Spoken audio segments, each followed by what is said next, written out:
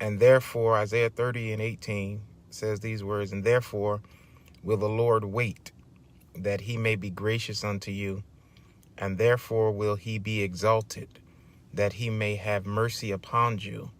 For the Lord, blessed are all they that wait for him. Another translation puts it this way, and therefore the Lord earnestly waits, expecting, looking, and longing to be gracious to you. And therefore he lifts himself up, that he may have mercy on you, and showing loving kindness to you. I know I'm not alone, but during this last few months, I've been waiting on the Lord for some things. Yeah, you can feel free to like, love, comment, and share. But during the last few months, I've been waiting on a few things. And to be honest with you, I've felt frustrated that the answers to what I've been waiting on didn't come quickly.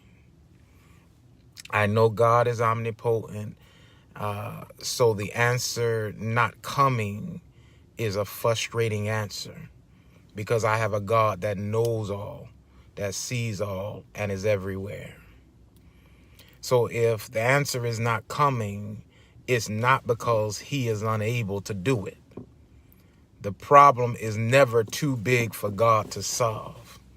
And according to what I just read to you in Isaiah 30:18, the Lord is earnestly waiting, expecting, looking, and longing to be gracious to you.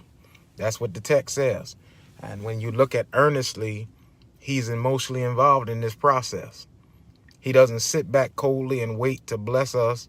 He is earnestly it is earnest his desire to bring good into our lives. He's expecting that it's going to go full term. But then I'm reminded of Jonah chapter number 1 and verse number 1 through around verse number 4. Now the word of the Lord came unto Jonah, the son of Amittai, saying, arise, go to Nineveh, said that great city, and cry against it, for their wickedness have come up before me. Verse 3 says, but Jonah rose up to flee into Tarshish from the presence of the Lord, and went down to Joppa, and he found a ship going to Tarshish.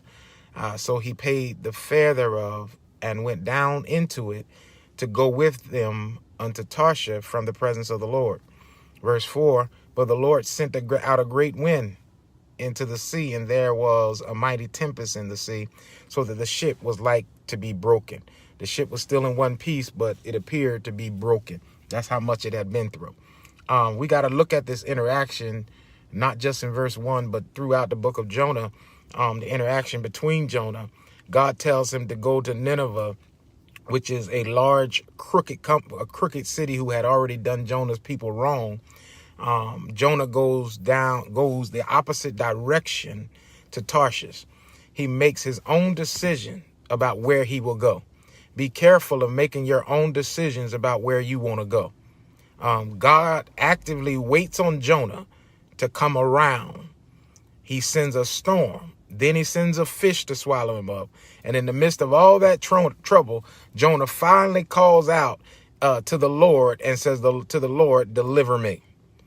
God is patiently bringing Jonah back around so that he can tell him in Jonah 3:1 again.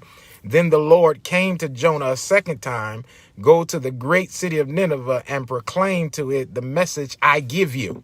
You're not on your own assignment. He says, I'm sending you.